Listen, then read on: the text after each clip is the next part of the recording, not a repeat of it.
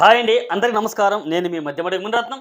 ఈరోజు మనం వినందు ఆంధ్రప్రదేశ్ రాష్ట్రంలో 60 సంవత్సరాలు దాటిన ప్రతి ఒక్కరికి కూడా సీనియర్ సిటిజన్ కార్డును ఒకటి ఇస్తూ ఉంది రాష్ట్ర ప్రభుత్వం. కాబట్టి దీనికి సంబంధించి ఏ విధంగా అప్లై చేసుకోవాలి, దీనికి అప్లై చేసుకోవాలంటే ఫీజు ఎంత ఉండాలి, దీనికి అప్లై చేసుకోబోయే ముందు మీరు ఏ డాక్యుమెంట్లు తీసుకుని వెళ్తేనే అవుతుంది, నెక్స్ట్ ఇది అప్లై చేసిన తర్వాత ఎంతసేపటికి మీకు వస్తుంది, ఈ కార్డు వలన కలిగేటువంటి ఉపయోగాలు ఏమిటి, అన్ని విషయాలు వీడియోలు చెప్పుకున్నాం. కాబట్టి ఇది చాలా ముఖ్యమైన వీడియో. వీలైనంత వరకు ప్రతి ఒక్కరు చూడండి. లేదా మీ కుటుంబంలో 60+ వాళ్ళు లేకపోయినా కూడా మీ ఊర్లోనో లేదా మీ చుట్టుపక్కల ఎవరు ఉంటారు కాబట్టి ఖచ్చితంగా వాళ్ళకి ఈ విషయం తెలియజేయండి. ఓకే, ముందుగా ఈ సీనియర్ సిటిజన్ కార్డు అనేది అన్ని రాష్ట్రాలు, చాలా రాష్ట్రాలు అయితే అమలు చేస్తూ ఉన్నారు.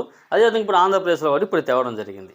ఓకే, ఇప్పుడు ఈ సీనియర్ సిటిజన్ వలన కలిగే లాభాలు ఏంటి అని కొన్ని తెలుసుకుందాం. ఓకే, మొట్టమొదటి ప్రయాణంలో రాయితీ అంటున్నారు. ఏది ట్రైన్లలో అయితే 60 సంవత్సరాలు ఉన్నటువంటి పురుషులకి, అదేవిధంగా 58 సంవత్సరాలకు ఉన్నటువంటి మహిళలకు ఎవరైతే ఉన్నారో, అంటే ఆ వయసు పైన వాళ్ళకందరికీ కూడా టికెట్లో 40% రాయితీ ఉంటుందంట. అదేవిధంగా 80 సంవత్సరాలు పైబడిన వారు, మహిళలు పురుషులు ఎవరైనా పర్వాలేదు, అలాంటి వాళ్ళకి 50% సబ్సిడీ ఇస్తారనమాట వాళ్ళ టికెట్లో రాయితీ. ఓకేనా, అదేవిధంగా స్టేట్ గవర్నమెంట్ బస్సుల్లో కూడా ఉంటుందంటున్నారు. నెక్స్ట్ వైద్య సదుపాయాలు. వయసు 60+ సీనియర్ సిటిజన్ కార్డు ఉన్న వాళ్ళకి లైన్లలో, అంటే వాళ్ళ క్యూ లైన్లలో వాళ్ళకి మొదటి ప్రాధాన్యత ఇవ్వడం కానీ, లేదా వాళ్ళ టెస్టుల్లో రాయితీ ఇచ్చేది, లేదా డయాగ్నోస్టిక్ లాంటి టెస్టులలో కూడా వాళ్ళకి రాయితీలు ఉంటాయని అయితే అంటూ ఉన్నారు. ఓకే, నెక్స్ట్ బ్యాంకింగ్ ప్రయోజనాలు.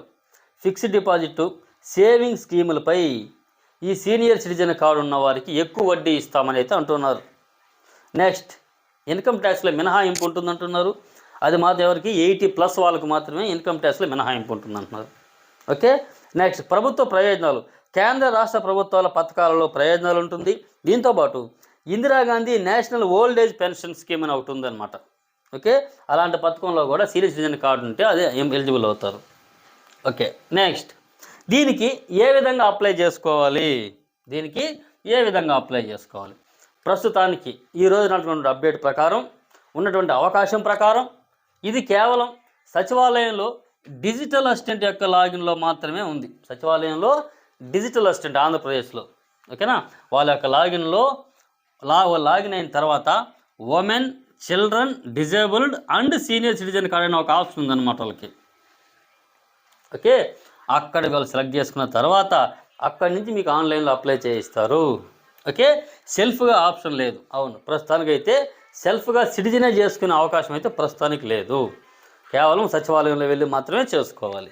ఓకే, నెక్స్ట్ ఈ కార్డుకి ఉచితమా లేదా అమౌంట్ అయినా ఛార్జ్ చేస్తారంటే ఆంధ్రప్రదేశ్ రాష్ట్ర ప్రభుత్వం సీనియర్ సిటిజన్ కార్డుకి సర్వీస్ ఛార్జ్ 40 రూపాయలు చెప్పింది. ఓకే, ఉచితంగా ఎవరండి 40 రూపాయలకి ఇది ఒక సర్వీస్ లాగా సచివాలయంలో ఇస్తున్నారు. వీళ్ళు అప్లై చేసుకోండి, 40 రూపాయలు పే చేస్తే మీకు ఈ కార్డు ఇస్తారు. ఓకే, నెక్స్ట్ ఈ కార్డు ఎన్ని రోజులకు వస్తుంది? ఇది అంటే మనకి ఈ సీనియర్ సిటిజన్ కార్డు వచ్చి, ఈ ఆప్షన్ వచ్చి మన దాదాపు 10 రోజులు అయింది. దీంట్లో మొట్టమొదటిగా ఇది వచ్చిన కొత్తల్లో అయితే మనం అప్లై చేసిన తర్వాత మన అప్లికేషన్ ఆన్లైన్లో పై అధికారికి పోయి అది అప్రూవ్ అవ్వడానికి SLA పీరియడ్ 7 డేస్గా ఉండేది. అంటే 7 రోజుల తర్వాత అది కార్డు అప్రూవ్ అయిపోయి తర్వాత ప్రింట్ వచ్చే విధంగా అయితే ఉండింది.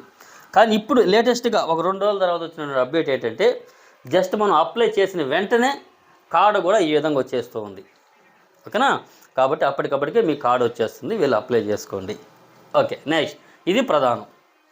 దీనికి ఏ డాక్యుమెంట్లు మేము తీసుకుని వెళ్ళాలి ఇప్పుడు అక్కడికి పోవాలంటే? అంటే మొట్టమొదటిగా పాస్పోర్ట్ సైజ్ ఫోటో ఒకటి తీసుకొని వెళ్ళండి, ఆధార్ కార్డు తీసుకొని వెళ్ళండి, మొబైల్ నంబర్ ఒకటి కావాలి. ఓకే, దానికి ఆధార్ లింక్ ఉన్నా పర్వాలా లేకున్నా పర్వాలా. ఓకేనా, ఎందుకంటే OTP ద్వారా అయినా చేస్తారు, లేదా బయోమెట్రిక్ ద్వారా అయినా ఇది చేస్తారు. నెక్స్ట్ దాంతోపాటు ప్రముఖంగా ప్రతి ఒక్కరు తెలుసుకోవాల్సిన విషయం ఏంటంటే అక్కడ వాళ్ళు అప్లై చేసేటప్పుడు అత్యవసర పరిస్థితుల్లో పలికేటువంటి వ్యక్తి ఎమర్జెన్సీ యొక్క కాంటాక్ట్ నంబరు, ఎమర్జెన్సీ యొక్క పేరు. అంటే మీ కుటుంబంలో కానీ ఎవరైనా మీకు ఏదైనా ఇన్సిడెంట్ జరిగినప్పుడు కానీ ఏదో ఒకటి అత్యవసరంగా మీకు తెలియజేయాలనుకుంటే ఎవరికి తెలియజేయాలి. ఓకేనా, వారి యొక్క పేరు, వారి మొబైల్ నెంబర్ కూడా తీసుకొని పోవాలంటున్నారు. దీంతోపాటు blood group. Okay, blood group కూడా అక్కడ మెన్షన్ చేయాలి. కాబట్టి మీ బ్లడ్ గ్రూప్ ఏంటని కూడా మీరు తెలుసుకొని వెళ్ళండి. Next Aadhaar update history. ఇప్పుడు మనకి ఈ సీనియర్ సిటిజన్ కార్డు అనేది 60 సంవత్సరాలు పైబడిన వారికి ఇస్తారు కదా. వీళ్ళు ఈ కార్డు కోసం ఏమైనా ప్రత్యేకంగా వయసు మార్చుకున్నారా అనే దాన్ని కనుగొనడం కోసం ఆధార్ అప్డేట్ హిస్టరీ. ఓకే, మీరు ఆధార్లో ఏమైనా వయసు మార్చుకున్నారా? ఒకవేళ మార్చుకొని ఉంటే పర్ఫెక్ట్మైన డాక్యుమెంట్స్ పెట్టారా, లేదంటే ఫేక్ డాక్యుమెంట్స్ ఏమైనా పెట్టారా, అసలు మార్చారా లేదా, ఇవన్నీ కూడా ఆధార్ అప్డేట్ హిస్టరీలో వస్తుంది. ఓకే, దీన్ని మనమే సెల్ఫ్గా డౌన్లోడ్ చేసుకోవచ్చు, లేదా గవర్నమెంట్ ఏంటంటే సచివాలయంలో ఇస్తారంటున్నారు. సో సచివాలయంలోనే డిజిటల్ అసిస్టెంట్ ఫస్ట్ దీన్ని డౌన్లోడ్ చేసి చెక్ చేస్తాడు వీళ్ళు ఏమైనా వయసు మార్చుకున్నారా అని. లేదా ఇక్కడ ఇంకొక ఆప్షన్ కూడా ఇచ్చారు.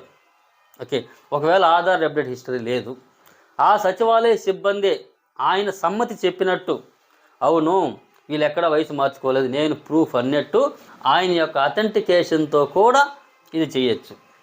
అంటే ఇది లేకుండా కూడా ఆయన అథెంటికేషన్తో కూడా చేయొచ్చు అంటున్నారు. నెక్స్ట్ దీన్ని ఏ విధంగా చేస్తారంటే ఒకవేళ వ్యక్తి అందుబాటులో ఉంటే బయోమెట్రిక్తో చేస్తారు, లేదా ఓటీపీతో కూడా చేస్తారంటున్నారు. కాబట్టి దూరంగా ఉన్న వాళ్ళు ఈ అవకాశాన్ని ఉపయోగించుకోండి, ఓటీపీ అవకాశం.